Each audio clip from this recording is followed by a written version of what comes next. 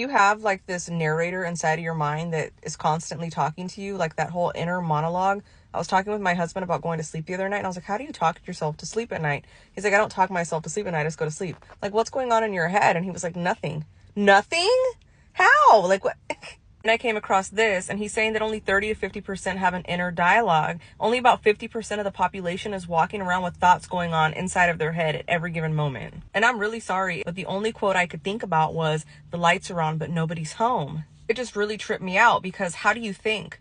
Like, if you don't have a voice inside of your head talking to you, how are you thinking? What exactly does your whole thought process sound like? Is there sound? Like, and then I started looking even further into it, and I learned so many things about the inner monologue.